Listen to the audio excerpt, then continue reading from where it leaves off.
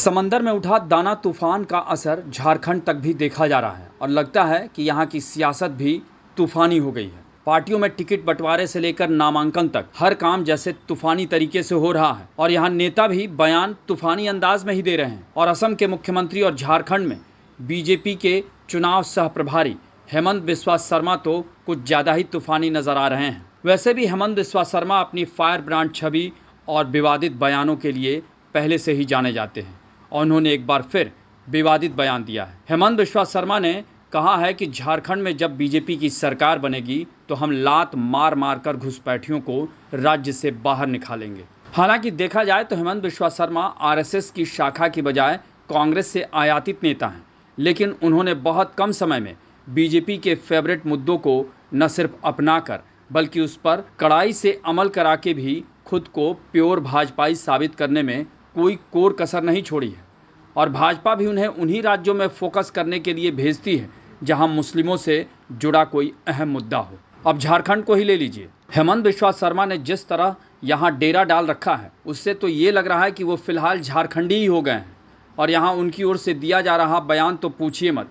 झारखंड के चुनावी माहौल में उन्होंने हेमंत सोरेन की सरकार पर हमला बोलते हुए कहा कि इस सरकार में तुष्टीकरण के लिए घुसपैठियों को बुलाया जाता है, उनके हित में काम किया जाता है और इसीलिए अब पूरे सरकार में घुसपैठिए अंदर तक घुस चुके हैं। और आगे हेमंत बिस्वा शर्मा ने जो कहा वो तो इतना विवादित है कि क्या कहें।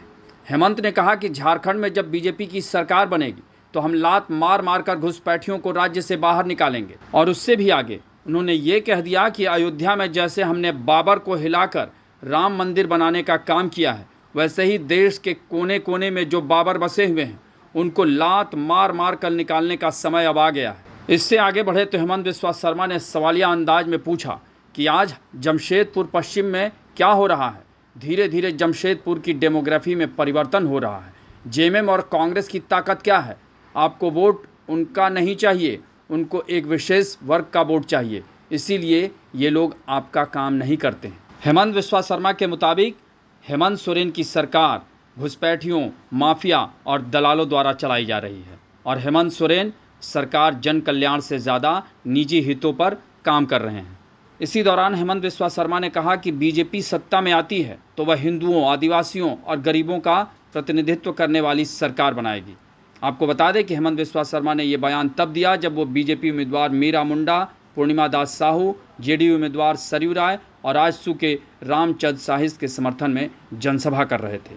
यानी अगर देखा जाए तो झारखंड में हेमंत सोरेन बनाम हेमंत बिस्वा शर्मा की लड़ाई अब बिल्कुल चरम पर पहुंच गई है। बीजेपी की ओर से एक तरह से हेमंत बिस्वा शर्मा ने ही मोर्चा संभाल रखा है। हालांकि वहां और भी कई आदिवासी नेता हैं। शिवराज सिंह चौहान चुनाव प्रभारी हैं, लेकिन इस समय फोकस में हेमंत बिस्वा शर्मा है। तो दूसरी तरफ जो इंडिया गठबंधन कहने के लिए है वहाँ हेमंत सोरेन के इशारे पर ही सब कुछ हो रहा है और वो इंडिया गठबंधन का चेहरा हेमंत सोरेन है। यानी कुल मिलाकर यहाँ हेमंत बनाम हेमंत की लड़ाई चल रही है। आपको हमारी ये रिपोर्ट कैसी लगी उसे कमेंट बॉक्स में ज़रूर बताएं और अन्य खबरों से अपडेट रहने के लिए बने रहें हमारे साथ, क्योंकि हम हैं बुलंद भारत टीवी, ताकत आपकी।